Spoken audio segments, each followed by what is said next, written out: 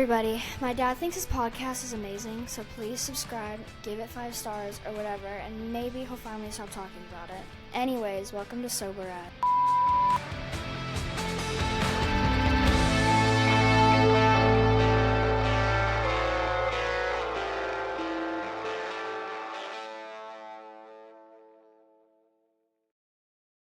Hey everybody, welcome back to season 2. Before we get started, like always, we want to say make sure that you hit the subscribe button, hit the notification bell so that you know when new episodes drop. Like, comment, share. Sharing is the biggest thing that helps our platform. We say it every time. We're going to continue to say it. We want to keep our content free and accessible to everyone. We don't make money on the podcast. We don't charge for subscribers. We want everything, all the goodness, all the goodies to be given freely. We want to help people. So make sure you're sending it to anybody you know. Check out our Instagram page. We have a lot of fun stuff on there. And if you've already... And review. Yes, please review the podcast on all whatever platform you listen on. Please make sure you review it. And we are on Apple, Spotify, and YouTube, and I'm in the works. I'm trying to get us on any platform that you would listen to a podcast. Yep. So we're working on that Coming too. Soon. So who we got today? Today we have a very good friend of mine. He's about 2.5 years sober now. And known him actually kind of since I've gone into this journey. I've known this guy pretty much from day one. Let's welcome my good friend, Nick Roberts. Hey, Nick, how are you, buddy? Hi, guys. I'm good. Thanks. Yeah, I'm glad you're on the show today. So how's the weather up in Upper Ohio? Cleveland is very cold. It's very cold these days, but nothing will be like those few years I spent in Vermont. So. That's a different realm up there in the Northeast, I would say for sure. That's where I got sober, though. That's right. Nice. Yeah. So speaking of sobriety, what was your turning point that led you to choose sobriety? Yeah. So I think, like a lot of people, I had the voices in my head for a long time that something wasn't right, that I wasn't being right to myself, that I was abusing alcohol, that I was waking up every day feeling just like shit. Doing stuff, that I was ashamed of. So I knew for a long time, and I tried everything in the book. I would try to convince myself that I didn't have a problem. I'm still going to the gym every day. Yeah. Can't be that bad. I'm still getting all my work done. Can't be that bad. And so I'd also try things like, well, I'll only drink when I go on dates, or I'll only drink socially, or I'll only drink beer. I'll cut out all the hard liquor, or I'll only drink weed. None of that ever worked. So the actual turning point was my first semester at my previous university, and I woke up one day so hungover. It was the last major teaching day of the class. We were going to discuss one of my favorite books, a really meaningful discussion with the class. And I wasn't sure I'd be able to get through the day. I just felt like absolute death. And that day I got through the day, don't know how. But that day I remember going home. It was first week of December, 2021. And I remember that I had seen someone post on their Instagram about this app called Reframe, months and months prior. And I remember going home that night and that kind of clicking and thinking to myself, I'm gonna give that a shot. So that was first week of December 2021, and that's when I really realized, wow, this is out of control. I have to do something about this, because it's only a matter of time now before it really does start to impact my professional life and so on and so forth. But then I remember thinking, man, Christmas is in like 2 weeks and I got to go home to my mom and, all of that. and thinking, man, am I really going to try and get sober like at Christmas time? Now, we have some, friends on Reframe and so on and so forth who had the fortitude and constitution to do that. I didn't. So I spent the month of December just kind of thinking, I had the app on my phone now, so on and so forth. And January, I did dry January and kept it going for 3 or 4 months. And then I thought to myself, oh, I got this all figured out. Said, I'm going to go back. I can moderate. And then it was just the first piece of bad news after that where I really relapsed into a bad hole. Probably the worst drinking of my life. And then that led me to what I consider my sober date of August 4th, 2022. Yeah. That's pretty powerful, because you said that you were supposed to be discussing your favorite book in class that day, right? And I think the common denominator there is when you notice that alcohol is draining the things that the core of you really value and care about, you know? I mean, yeah, you can have family or a spouse or whatever, and those are definitely motivating factors, but when it takes so much that there's nothing left over for you, that really was powerful. No, that's a great point that you're bringing up. I mean, and I think we sometimes don't stop and reflect on that, is it sucks all the joy out of our lives. Mm-hmm. All the joy. Where the only thing that brings us joy, I remember this vividly, is, when you wake up at 6 a.m. or 7 a.m., 8 a.m., and you're hungover like death, and you think to yourself, oh my, I have an entire day I have to get through. Yeah. Now, some people would start drinking again. I often did, to get through that feeling. But at other times, I also remember times where the only thing that would give me like the warm, fuzzy feeling or, any sense of joy was like counting down the hours until I knew I'd be able to start drinking. Mm-hmm. And yeah, so all the joy, like I love mornings. I love early morning. Yeah. And, oh my God, it was terrible when I was drinking. And, I don't have kids. I don't have a family. My dog Annie, that you guys have seen, it started to affect that too. Like, I would dread taking her out, to run around and stuff like that, because of alcohol. Yeah. So in August is when you decided, this is it for me. And obviously that's about the same time, school would be starting. So you'd be, back at teaching.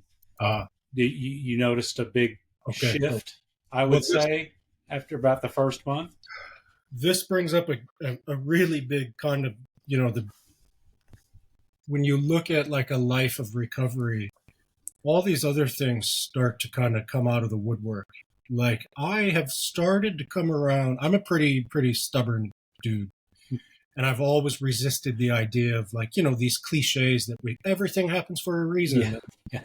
Even in recovery circles, like the idea of a higher power. Right. Or of course, we can just talk about religion conventionally understood. But I always resisted stuff like that. And one of the things that I've started to really come around to in now living a life in recovery is, wow, maybe there's something there, that things do happen for a reason.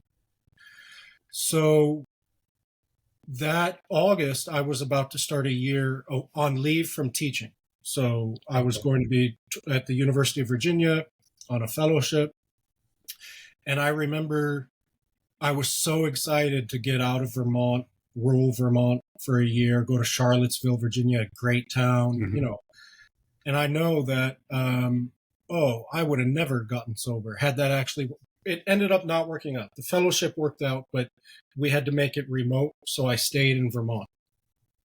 Had I actually gone to Charlottesville, Virginia, I wouldn't be here today talking to you. I would have kept drinking. I would have blown thousands and thousands of dollars on booze and dating and, all of that stuff.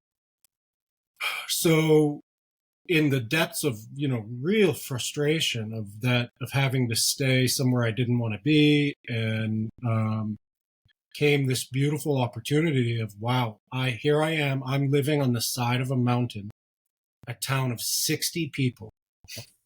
We don't even have high-speed internet. I mean, it's DHL. Right. Through a phone line internet. I mean, on a dirt road. And I remember thinking to myself, hey, this would drive a lot of people to drink. But you know what? I said, this is the perfect opportunity to get sober. I have a year now. I have a job to do. I don't have to actually go anywhere to do it. I can focus on myself and that job. And that's where online meetings came in too, was I had an entire year to structure my days around meetings. And that's what I did. I mean, for that entire first year, I don't think I missed a single day of meetings. Yeah, I remember when I first started, it seemed like you were, I mean, it was like clockwork seeing you on every single damn meeting. It's like, oh, there's Nick. He's up in the corner. He's usually one of the first ones in with a camera on. And, you know, and that's saying something. I mean, hats off to you, because, you know, it's you and a couple other guys that I won't mention, but, you know, that I've seen on every meeting when I started. And, you know, you were one of those people that I like to say I chased. You know, I'm a very competitive person, and you know, it's funny that I wanted to be at the meeting before you, or I wanted to make sure I was there in the square before, you know what I mean? But it's cool to see people and, you know, being familiar in a meeting and seeing you guys, because that's how the camaraderie started. And I think that's how I really started developing a support system, which I'm sure you probably felt the same way when you were starting out. Yeah. And quite literally for me, like, you guys were the only people I saw. Yeah. I mean, I was living on the side of a mountain in Vermont, right. Writing a book. So all alone, all the time, the only people I saw were people in meetings. Yeah. So for you, I mean, I mean, I wouldn't say a break, but it was just like really getting to reality. I mean, it's like, you know, getting that human connection, right? Yeah. So, you know, that being said, so like what kind of role has the support system played on you since then? Huge. I mean, it's hard to put it into words. Even now, you know, after all these days on meetings, like, I still love logging on and seeing familiar faces. I mean, it's a very comforting feeling. And I'll be honest, other people in recovery, I mean, I love being around other people in recovery more than anyone else in my life, because we're the only people in our lives where, I mean, the expectation is that you will be radically honest and transparent and vulnerable. Yeah, breaking down that mask and that shield is terrifyingly liberating. Yes. Right? Oh, sure. Yeah. I mean, I've said this before. I mean, you're emotionally naked in front of all of these people. I mean, you're showing all of your tits and bits, and it's terrifying, but it feels so good, because you break down all of these, like, structures, or what you thought were really unstable structures, you know. And to go back to when you were talking about wrapping your head around this idea of a higher power, or things happen for a reason, you know, those are things that I've struggled with. Just to get personal for a moment, like, I grew up in a very small, like, Southern Baptist town.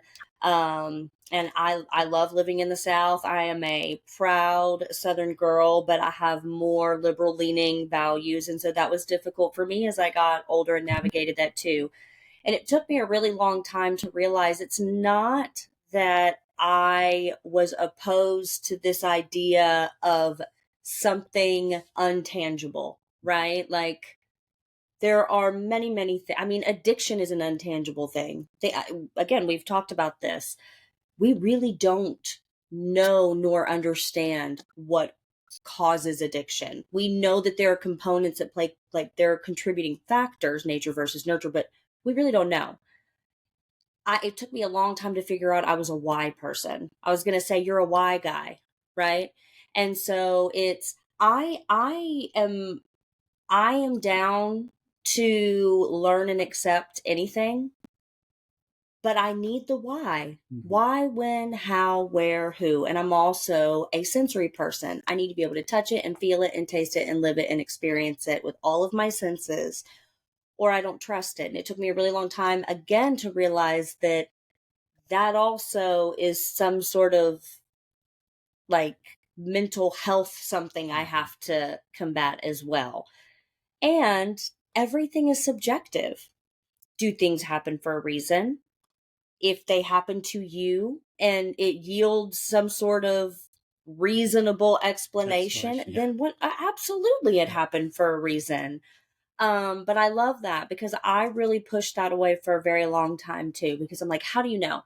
Show me the research. Mhm. Prove it. Okay, well, you can't say, just because. Even as a mom, I'm not a because I said so kind of mom. My daughter gets really frustrated because I'll be like, one day when you're 30 and you're working at a job, and she's like, oh my God, mom, this is just about me like cleaning my room. And I'm like, no, but there's always a bigger lesson. And so again, you think that you're so open-minded and you're like, but I'm so willing to accept all these things. But are you? It took me a really, really long time to realize how really close-minded and judgmental I was. That the human experience is very individual, and things can absolutely happen for a reason. And it's okay for things to go completely unexplained, because everyone I know who's overgone or went through like a mental health journey or has overcome addiction specifically, every single person has said, the moment I truly, truly started recovery, like not just as a performative action, but like really started, all of a sudden these things just, and I'm using air quotes here for people listening, came to me. Like people say, oh, it doesn't just fall in your lap. But when you start making these steps towards truly recovery, it feels as though, oh my gosh, like this door just like opened and I don't feel like I did much to create that. Yeah. I mean, and I won't go down this rabbit hole, but there's a whole like, science behind, energy and all of that too. But I love that you pointed that out, because that was the biggest like revelation for me with my mental health was, do things happen for a reason? Is there a higher power? Does it really matter? Just believe in something in yourself, and the rest of it, fuck it, So I really like that you touched on that. I wanted to elaborate a little bit. I like that a lot. I think you brought up two really interesting things. One of them, this idea of judgment, right? So when you sit in enough recovery spaces, you hear all sorts of stories. And it's really interesting how the more you sit in them, and if you watch people's faces, if you watch the faces of the people who have been in those rooms for a long time, I don't care how wild the story might be that someone is sharing, they have no reaction. Mm-hmm. Yeah. So I think back to, you guys have seen the show Breaking Bad. Oh yeah. There's a beautiful scene where Jesse is in recovery. He's in an inpatient program, and the coach or the counselor shares what brought him to recovery, which was he ran over his daughter. He got drunk, backed out of the driveway, and ran over his daughter. That's the story he shares in the show. And, the average person, you just stop someone on the street and say, hey, what would you say if I told you that I ran over my daughter in the driveway because I was so drunk? They would freak out. Oh, yeah. Mm-hmm. Oh, yeah. I mean, really freak out. Oh, yeah. In a recovery space, if you are talking with people who have been in it long enough, that could have been me any day of the week. Yeah. Mm-hmm. And that's what it means. That's that like ultra humbling mindset of what it means to not judge others, which is you see a piece of yourself in everyone around you, right? Mm-hmm. Like that could have been me. I drove drunk. Of course I did. Oh, yeah. Yeah. You used to have that reoccurring nightmare. Mm-hmm. When our daughter was little, he would like wake up in the middle of the night fearful because he would have this nightmare that he had like backed out our daughter on his way to like work or something. It's terrible. Sorry, I didn't mean to interrupt. So that's just one of the gems that comes out of this, a lifestyle of recovery is, it's very humbling, it's very, very humbling. No matter how great we might think we are, or ethical or moral or we can always slip up. We're no better than anyone else, really. So the non-judgment piece is great. The other thing, these tangibles, right? Like, the idea of a higher power can seem so intangible, right? And you mentioned your daughter, and I remember always growing up with my parents saying, like, these if what goes around comes around, right? If you just work hard, good things will happen. Well, look, let's just be honest here. Most often, look, we all work hard. That doesn't necessarily mean we're all getting rich. I mean, what goes around doesn't always come around. Mm-hmm. In sobriety, it sure as hell does. Mm-hmm. I mean, if you stop drinking and actually open yourself up to a life of recovery, you can see the tangibles. It will happen. And I can say that's the only arena of my life where it's true. What goes around will, in fact, come around. Yeah. And I think the reason for that is intention. Yeah. So, that whole narrative of work hard, hustle culture, all of that. Again, that is a very broad umbrella. And there are people who work, and I'm speaking in very like societal, like general terms here. If you looked at someone and said, what is your definition of working hard and hustling? What they would say, okay? There are people who thrive on that. And they absolutely live very successful lives doing that. But again, it's like the word success. What is successful? People automatically go to money or things. And it is not that. If it is for you, that's completely fine. But I think that with recovery specifically, why it's so highlighted there that what goes around comes around is the intention behind the action. If you are working hard and you are hustling because you feel that it is what you are just supposed to do, again, performative action, then you are simply just running on a hamster wheel because you don't know what you're running towards. It's not authenticity. And in recovery, you're running towards something. Mm-hmm. And it is very, very intentional. And again, that comes with a lot of mental health work. You were talking about non-judgment. And I think intention sort of plays along with that. When someone fucks up, and use your own imagination to define what that is, I always try to think, what were the intentions behind that? And we're not talking about like, well, you keep making the same mistakes over and over. No, but like, what are your intentions? Because my idea of success is someone who tries something, it doesn't work. You try something else, it doesn't work. You try something else, it doesn't work. And you just keep going until something works. Yeah. And you really can apply that to any and everything in your life. And when you get exhausted and frustrated and want to quit, sure, we are human beings with human emotion. That is what distinguishes us from every other species. But take a break, take a day, take a week, whatever the situation calls for, and then get the fuck back up and do it again. Like, or not do it again, but like try something different, even if it sounds completely crazy. And when you said that, living on the side of a mountain, a lot of that, if you break it down, is also just your brain chemistry and your nervous system, because you broke this cycle that your body just automatically, without you even realizing, repeats. And then you're in this situation, and even something as small as like, I can't just like get on my phone and connect to Wi-Fi. That forces your neuro pathways in your brain to have to problem solve, which will kick you out of that habitual nature that you have and will affect everything else. And we know that when you accomplish something that's difficult and you succeed in it, that is automatically a dopamine, and you're going to chase that. And so, again, something else that I have found with almost everyone in recovery, not with you just because we have family and home and you couldn't exactly just like run away to the woods, but people who aren't financially tethered to something truly they're like, I had to change everything about my life, my phone number, my home, the state that I live in. Yeah. The first thing I did when I started my mental health journey is I had been blonde since I was 13. And it sounds so ridiculous, but I went back to my natural color because I was like, how do I know I like being blonde? I don't know. because I don't know. I don't really know how this thing in this head works. And again, and it's just that change. There's something about that switch. Yeah. Yeah. So maybe we should go live on the side of a mountain somewhere. I mean, it sounds blissful sometimes. Yes, it does. For sure. So, I mean, I will say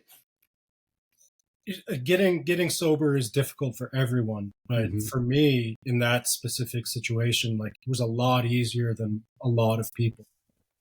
I can't imagine. I mean, you guys who do it with spouses and kids and like alcohol in the house, I can't imagine that. I mean, there are some people out there, I have so much respect for them that one day their partner still drinks, you know, and they're just going to stop drinking, and they can't like remake their life, you know, like I did, move and stop being around people to get sober and stuff like that.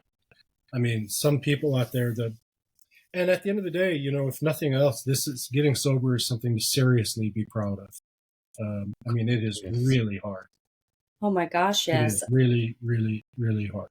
Yeah, something that we really are, I mean, and we hit it pretty hard in the last season, but this season we're really, really going to dive deep into the mental health aspect of it, right? Because I had pointed out, again, usually when those are sober for about a year is what I've noticed. Then the sobriety is never easy. I need like another word for it because I hate to say easy. It's not that it's easy, but the habit has been set, right? So again, not easy, but it's also not something new. And then they realize, oh my goodness, the addiction truly is a symptom of something else, right? It is the infection, not the wound. And so they're diving deep into the mental health aspect of it. When we first started this podcast, I used to make a joke to you and I was like, your friends are like more my friends, because the neurodivergence and the whole like mind thing, I connect with people we talk to, and I don't have addiction. I quit drinking like 7 months ago, but mainly because it just wasn't bringing me anything of value. It wasn't bringing me anything good. It wasn't bringing me anything terrible either. But we had this conversation the other day that I said, you know, I never had to drink for alcohol to almost completely destroy my life. I could never have touched my lips to alcohol, and it still almost ruined everything in my life. And if that is not powerful enough to realize that alcohol and substance is poisonous, then I don't know what else is, because it literally almost, and not just alcohol, but substance abuse almost killed every single person in my life I love and adore. Yeah. So why would I want to partake in something that turned these beautiful people I love so much into these shells of themselves, right? So we're really going to get into the mental health aspect of that too, because you know, we talk about alcoholism, we talk about addiction, but that really is just it's just the flint that sparks the flame, right? Sure. It's not the actual destruction or the cause of it. And so I think, you know, that's something we're going to get into as well, along with every other doctor and, you know, researcher and human being in the world. It's important. It's important for more people to be talking about it. So I applaud you guys.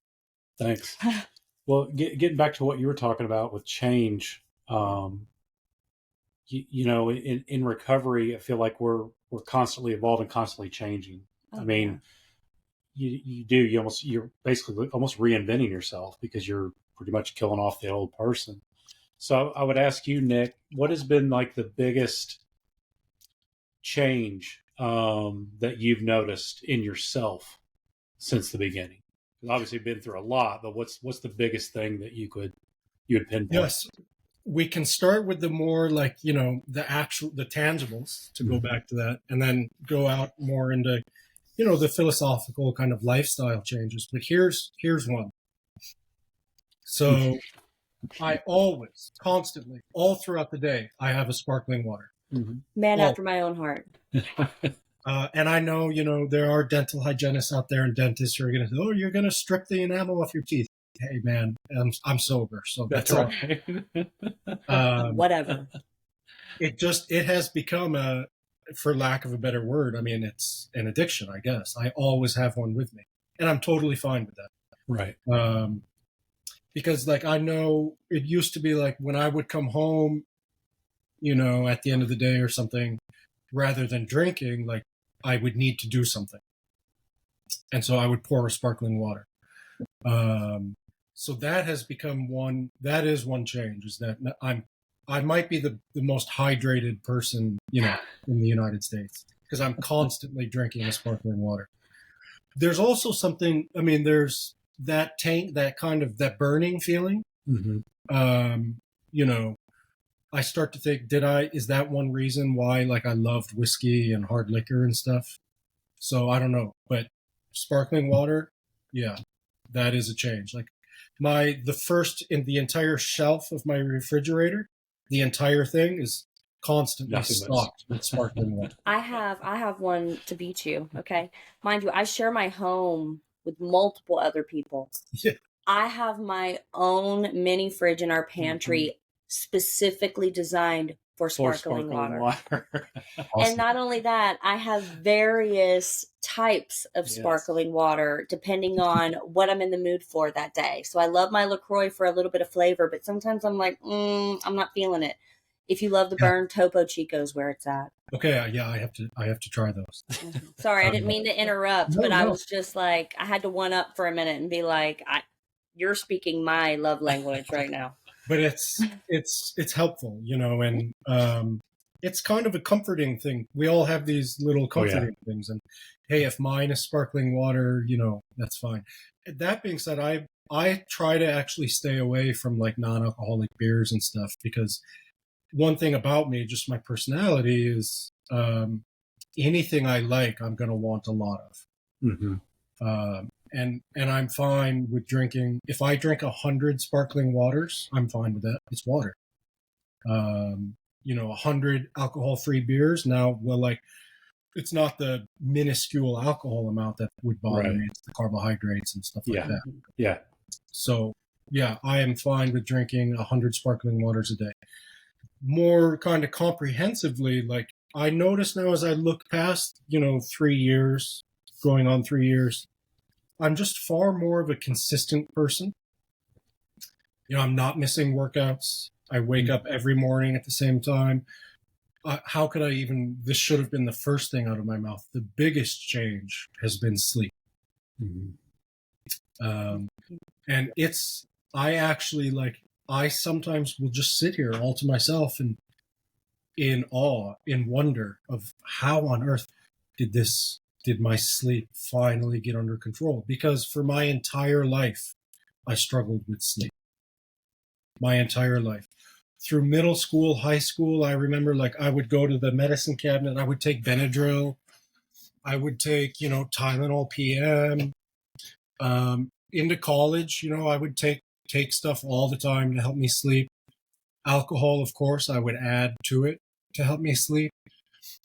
In 2012, when I started a graduate program, I remember thinking to myself, hey, now I'm going to be under a lot of stress and I got to really perform. If my sleep is screwed up, will I be able to? And I remember feeling like all the Benadryl and stuff was catching up to me. I should have realized it was also the alcohol, but I didn't. So I went to see a sleep specialist, and they put me on a really heavy-duty medicine to help me sleep.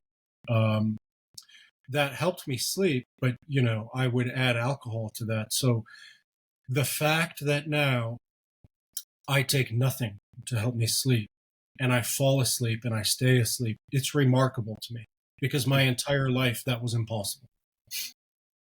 Yeah, I was the same way. I terrible sleeper from as far back as I could remember, probably 13, 14 years old. I couldn't get a good night's sleep.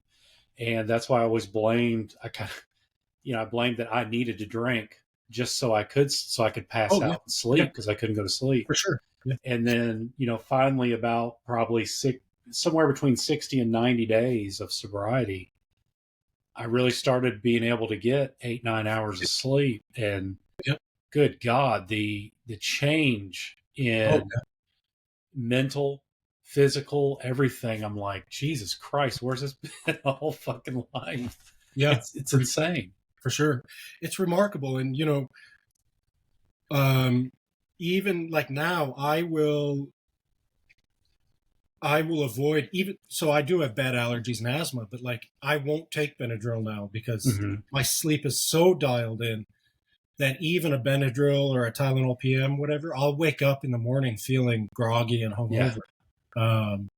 So it's remarkable that my sleep has been figured out. And with all of that, like another change is that I think I've just started living a life of where I'm able to kind of max out all of my favorite things about, who I am and how I like to live. So like I don't know, maybe it's an ego thing or an arrogance thing, but like I wake up at 4 a.m. and by 8 a.m. when most people are starting their days, I've already done 2 hours of work and worked out for 90 minutes. So like I love that. Because like I love at the end of the day laying down in bed and being like, wow, I crushed this day. That's right. I love crushing my days. And with alcohol, like, man, I couldn't do that. It was terrible. But that's the cycle, is you're aware that you can't do the things that you want to be doing, but that's what addiction is, right? You can't get out of the cycle. So yeah, the changes go up from, the tangible sparkling water always at hand to sleep, to just being able to really max out how you want to live your life. Yeah, I noticed with the sleep came just like you. I'm one that likes to, and a lot of, I mean, I read Jay Glazer's book Unbreakable, and the the 5 hour or the 5 a.m. club. Yeah. And that's when I kind of, I started getting into this 5 a.m. deal, and it's like, shit, by 8-9 o'clock, before people get into my store's open, it's like I've already worked out for an hour and a half, 2 hours. I've been answering emails. I've read. And it's I've awesome. got It's things good. that can't, people can't even fit into a whole fucking day. I've done in like the first 3-4 hours of the day. Yeah. And it's like I go to journal and I'm like, I just had the most dynamic morning of my life. And it's like that every single morning. And, back in my drinking days, I was up till 2 or 3 in the morning. There's no way in hell I could do that. Yeah. Now, like, I've got the sleep schedule where I'm in bed by 9:30. I'm up at 5 a.m., 5:30. I consider sleeping in, and I get my stuff done. And my God, you're right. I mean, the feeling you have at the end of the day. Oh yeah, yeah. It's so much easier to just go to sleep, because everything that you accomplished that day is just absolutely incredible, and you crushed it. Yeah, and going back to mental health, and societal stuff, like we live in an age now. I mean, I don't know what to call it other than like the grind, right? Mm-hmm. I mean, let's face it, life is a grind these days. Yeah.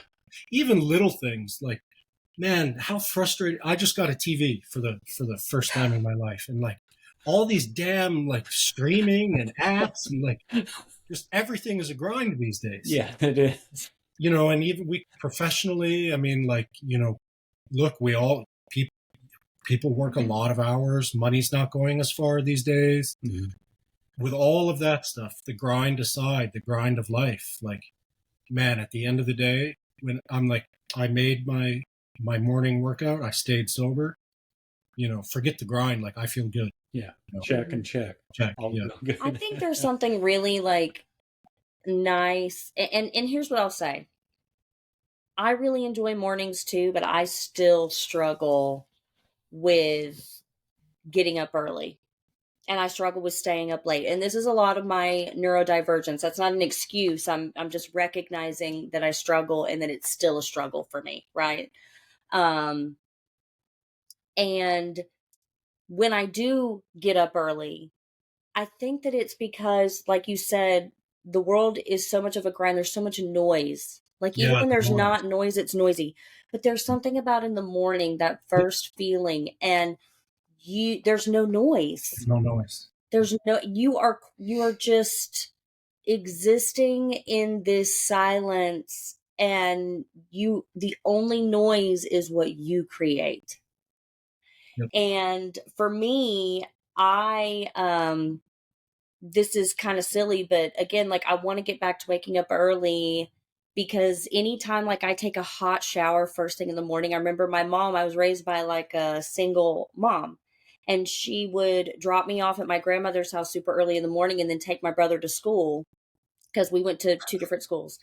And she would run a hot bath for me in the morning. And it's like something about feeling that hot bath takes me back to like my grandma's house in that bathtub. And now my grandma's house, like, she was one of the financially poorest people I've ever known, but the most amazing human being I've ever known in my life, too. Like, I would go back to that house today.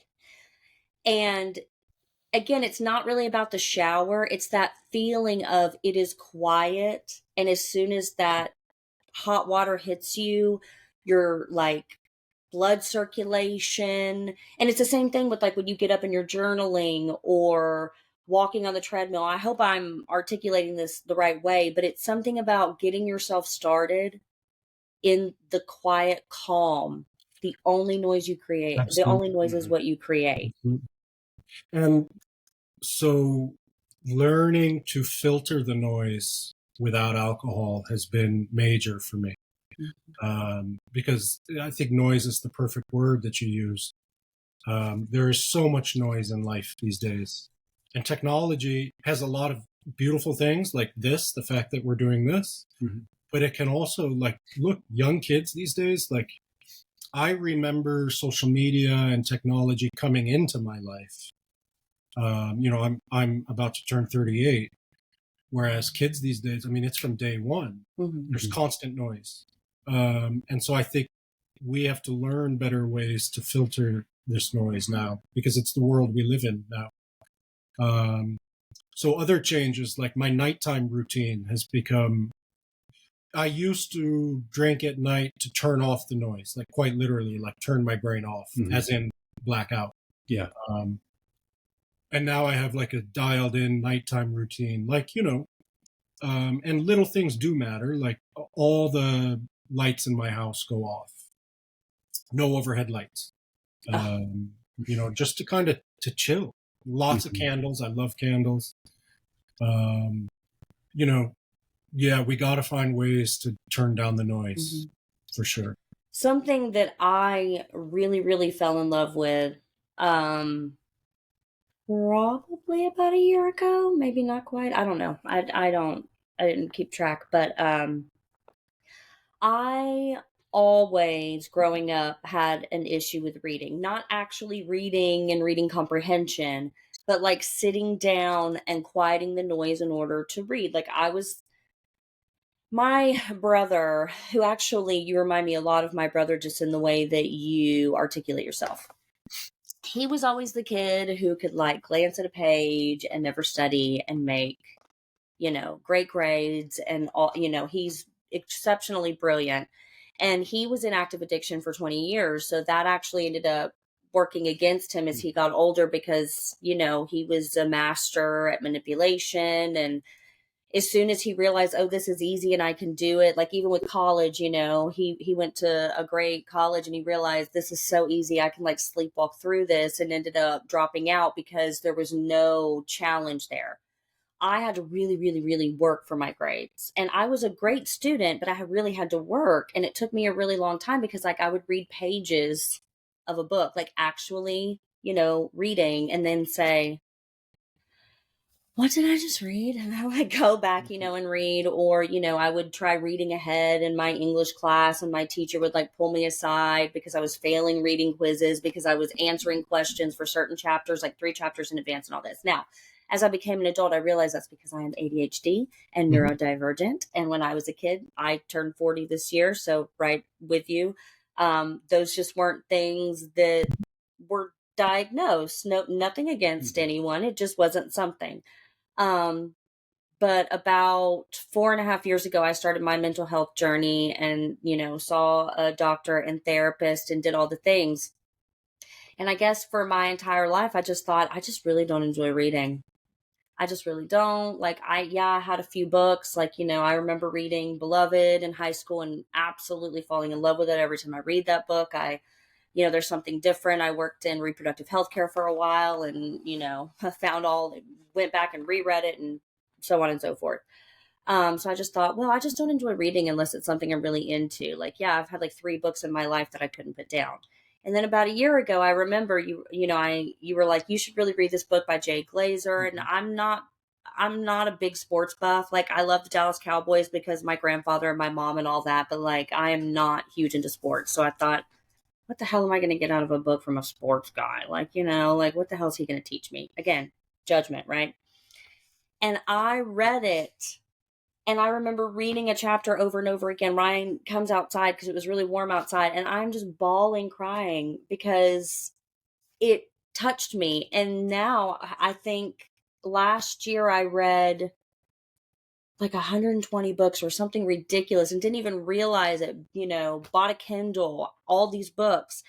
And I find myself getting lost in these books to the point that he'll literally come in the room and be like, are you still fucking reading?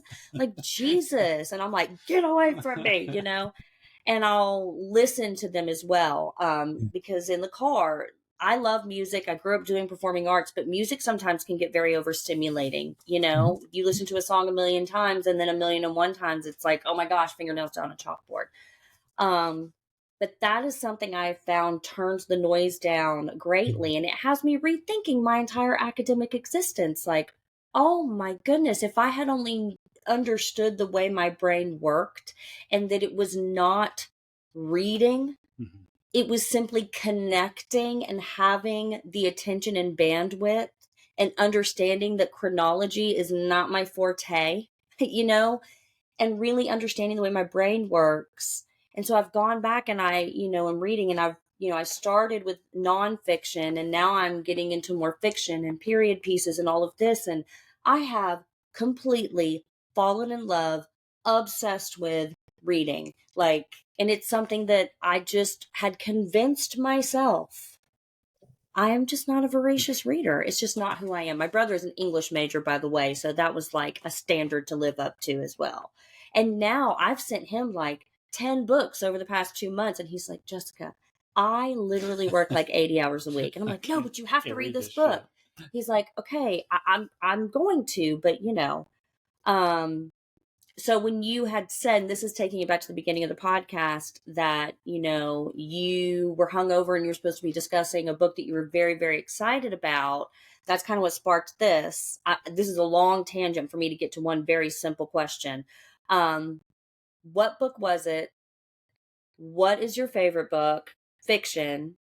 And I mean, you obviously enjoy reading as well. I mean, you teach and you went to grad school. I can already feel that. Like, is that something that you found yourself doing a lot? Like, I see a lot of people in recovery like reading too because it's centered, and you would think that it would make the noise even louder for me, but now it quiets everything down, which is so bizarre.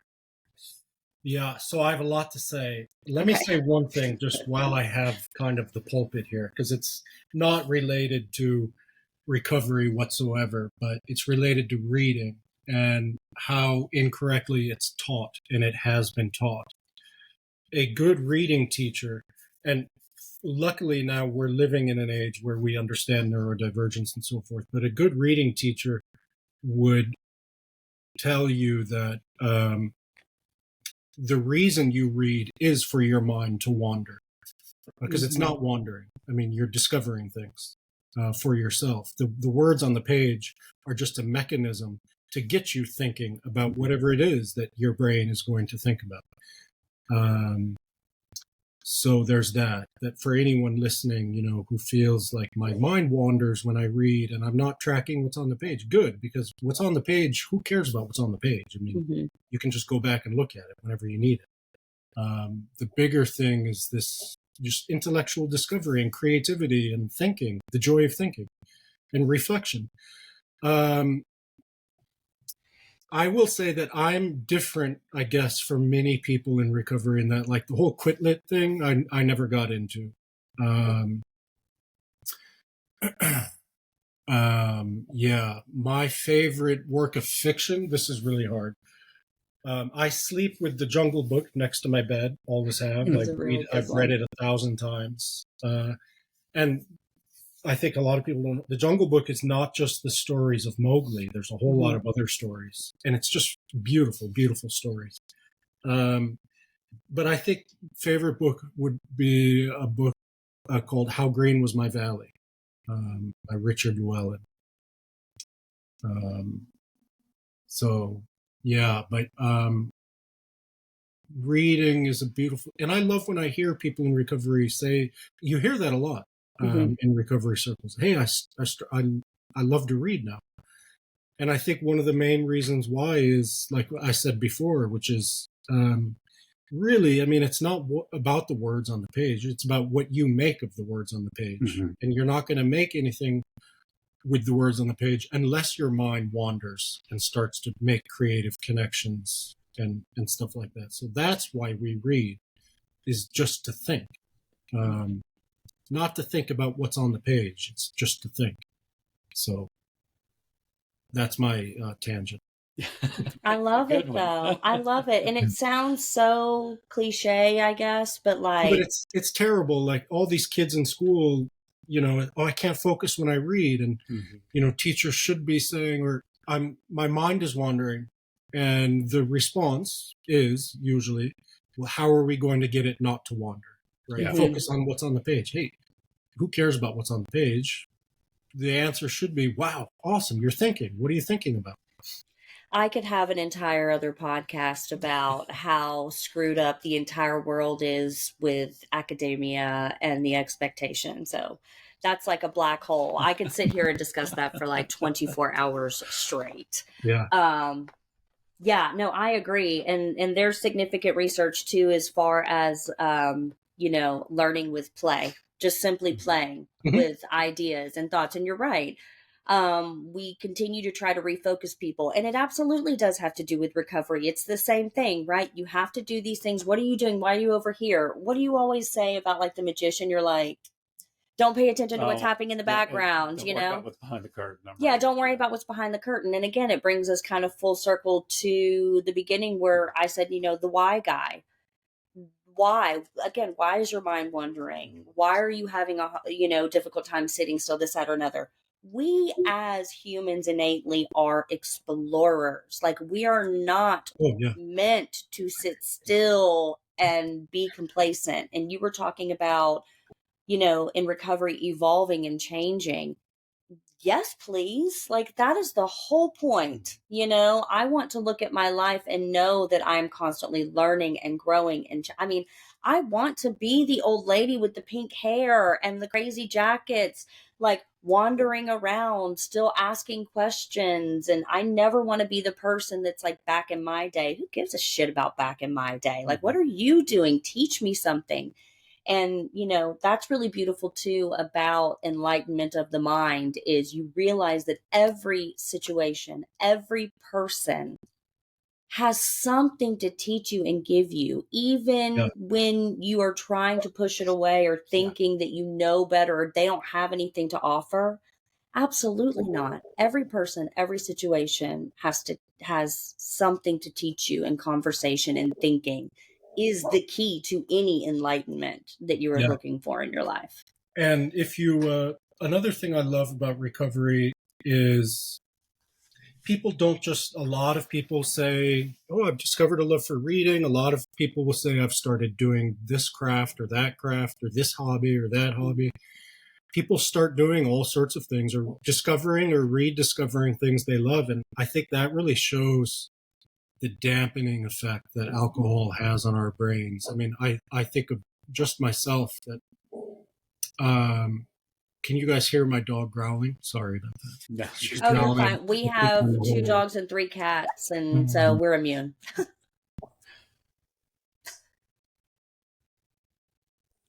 So for me, there were years where there was never a point where alcohol wasn't in my system. Because we know, you know, biochemically speaking, like how long it takes for alcohol to get out of your system. And with the regularity with which I was drinking, that means for years and years and years, there was never a point where I did not have alcohol in my system. And we know what alcohol is now. I mean, it is a poison. Yeah. Finally, the scientific community is coming around to declaring what I think they've known for a long time and just haven't because there's a lot of money in it, but that any amount of alcohol is poisonous to the human body. Any amount. And so, yeah, I think it's no accident that when you sit in these rooms, you hear all sorts of people say, I've rediscovered my love for this, because you don't have alcohol dampening your creativity anymore. Yeah. And you're using your imagination. Yeah. Yeah. It's kind of like when our kids come to us and say, I'm bored. Good. It is healthy for you to sit within your boredom. Oh, for it sure. creates critical thinking, problem solving, all of the things. And, that's what I think of too. When you take that away, when you take those dampening whatever away, it brings you back to a childlike, I want to play with clay. I want to go paint. I want to read. I want to go outside. You are learning to play and use your imagination, which is the smartest, most amazing thing that a human being can do. Yep, absolutely. So, Nick, a couple questions here, and then we'll get you out of here.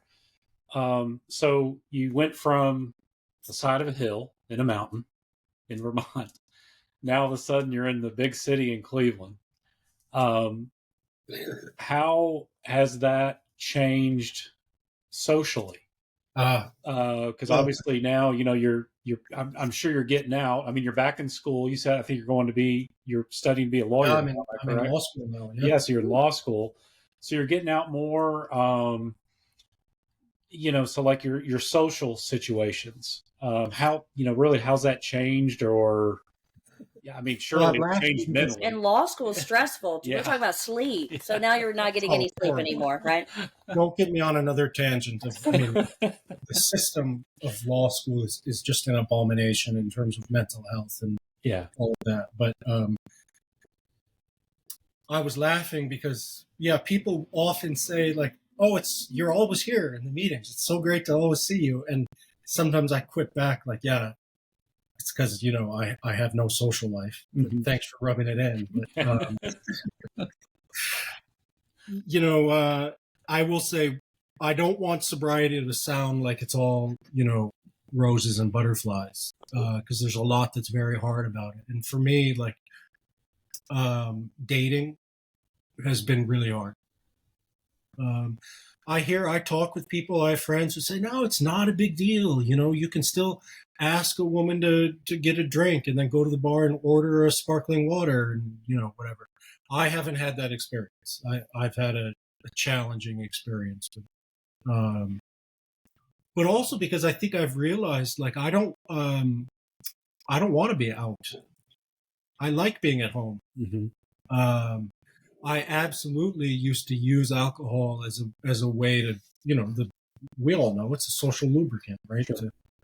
To go out and be at a bar or even at a restaurant. I mean, I like eating at home. So dating has been rough. It's been very challenging. But I'm lucky that I started a new phase of life with, about 2 years of sobriety under my belt.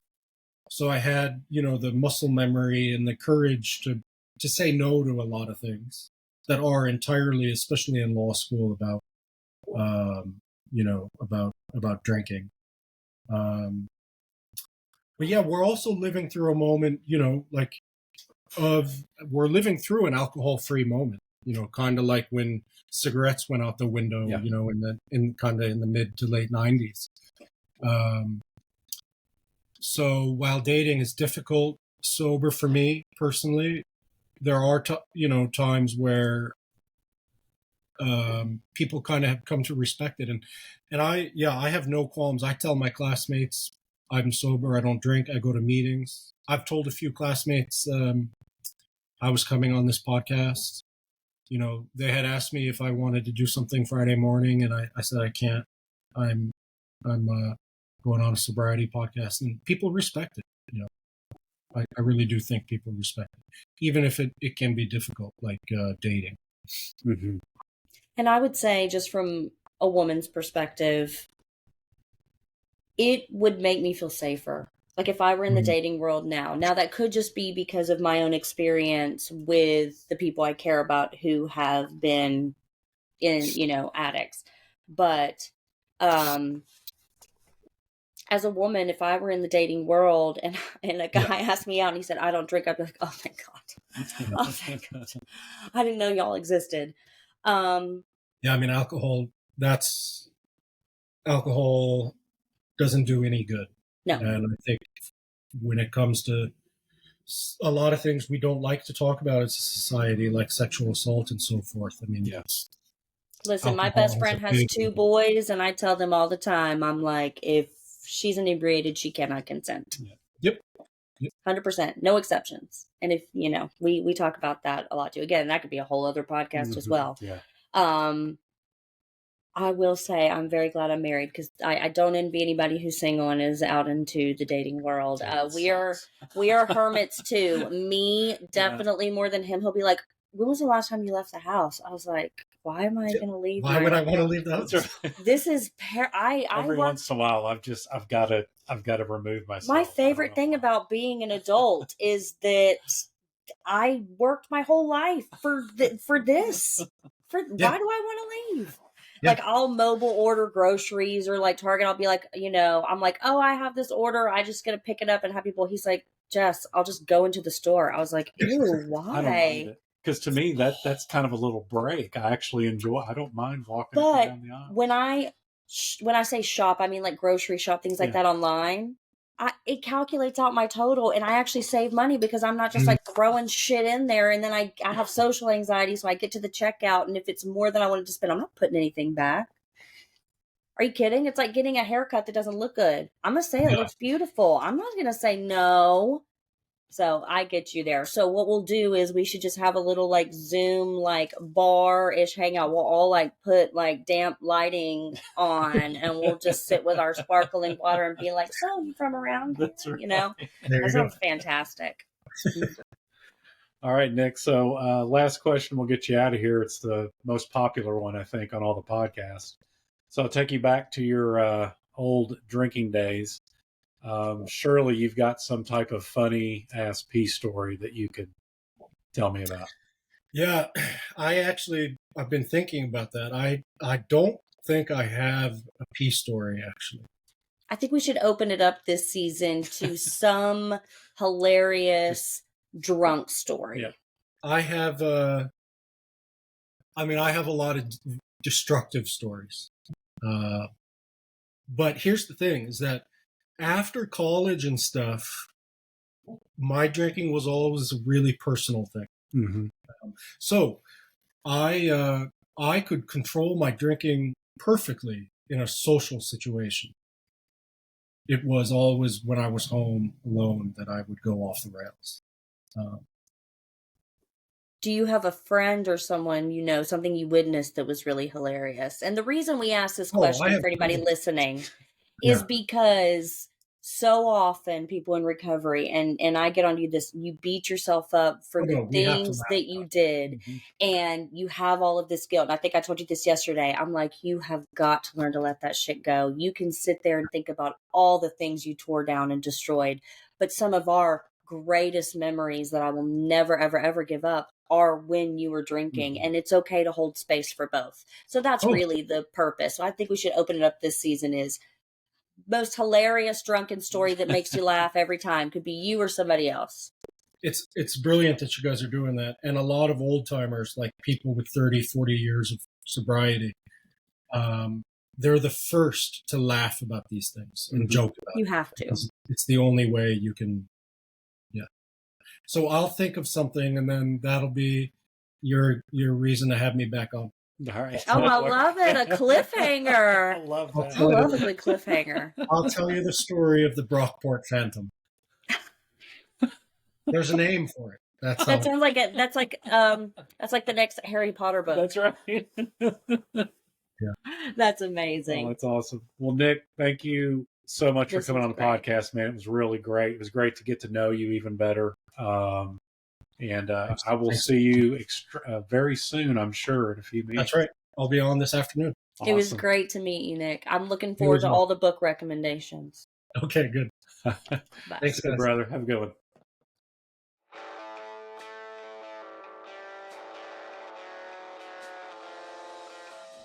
If you love the podcast, which I know you do, please like, subscribe, And hit that notification bell to get Boom. notified every time we post. That's right. Dropping them, baby.